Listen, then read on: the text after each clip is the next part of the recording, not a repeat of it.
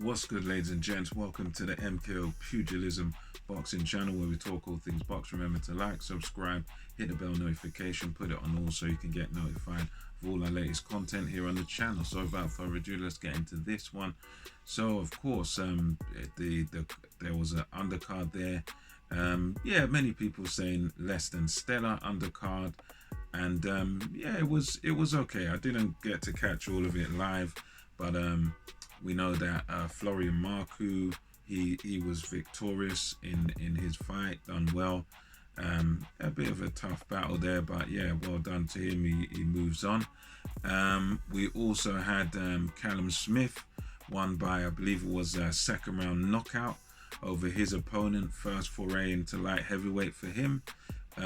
Decent result, and yeah, it's one of those where I'm not 100% sure that he's ready for the top guys at light heavyweight, but yeah, good welcome to the division for him. It's still a good victory. There were, wasn't the perfect performance, but I think the result speaks for itself. Good, powerful shots there. Put his boy away early doors. Good on him. It's one of them where, yeah, hopefully he can get up there with the champion someday. And another one that we had was Campbell Hatton.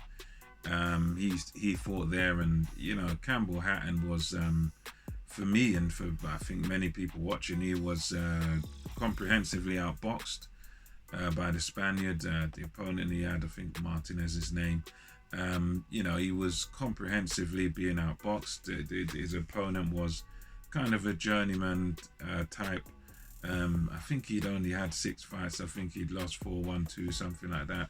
He had a hands down style, and he was just peppering Campbell Hatton all night. I think you could give Campbell Hatton, I don't know, a couple of rounds, maybe 2 rounds out of the 6, but this was one where you watch that fight and he was just being comprehensive. He was just being outboxed and just taking shots from all angles. He just couldn't deal with the skills and the movement of his opponent. He just couldn't deal with it. He didn't know what to do, and I said that's because obviously he is a novice.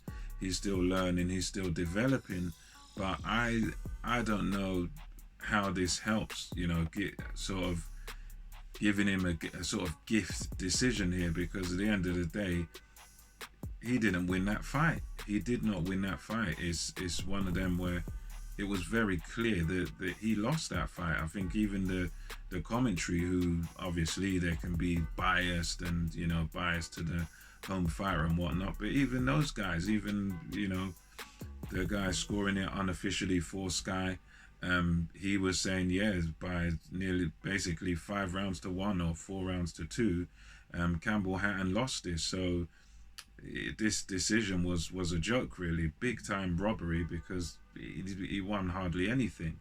So that was a bit of a black eye for the show there. But hey, that's what they do sometimes for these young prospects. But I don't know if that's going to help him going forward, because it's giving him an unrealistic picture that he's winning when he isn't. And if he fights someone else like that, perhaps somebody with real punching power, and maybe even a journeyman who can punch, they'll stop him. They'll stop him because they can get to him so easily and they can hit him so easily. So they'll stop him. So they've got to be really careful with his matchmaking. Maybe drop him down a level or something like that, to, I suppose, to sort of build him a bit more. But yeah, it's the hurt business, and yeah, it seems like he doesn't quite have it all together. It's still very, very raw. So yeah, I thought that one was a robbery, not Campbell Hatton's fault, but yeah, the officials there were very poor in terms of the judgment. I don't know how the referee come to that conclusion.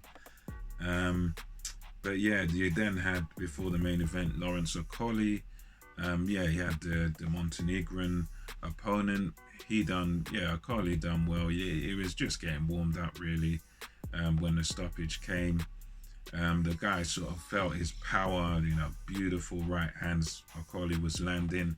and yeah, he just lasted into the second round, and it was a it was an awkward shot that Okoli got the guy with right to the, I think it was right to the sort of solar plexus. They're in a bit of a tangle, in a bit of a holding situation. Okoli just bangs in that right hook to the body. The guy just goes down, doesn't come up, doesn't want any more. His heart is broken. He did come in there, I think, 16-0 undefeated, but against basically no hopers, guys that yeah, pretty much guys that couldn't spar with a guy like an Okoli or an elite level. So, but he was the mandatory. They installed him as mandatory. So, if you're Okoli, you gotta fight him. So, yeah, I think Okoli, he'll be hoping for unification. Guys like Bradis and Dorticus, and yeah, he's ready for the top cruiserweights. He's got the power, he's got the size and strength and everything to win those titles. Whether he will or not, hey, remains to be seen. But yeah, that's my few of my thoughts on the undercard. Let me know what you thought of it in the comment section below, and until next time, it's MKO Pugilism, over and out.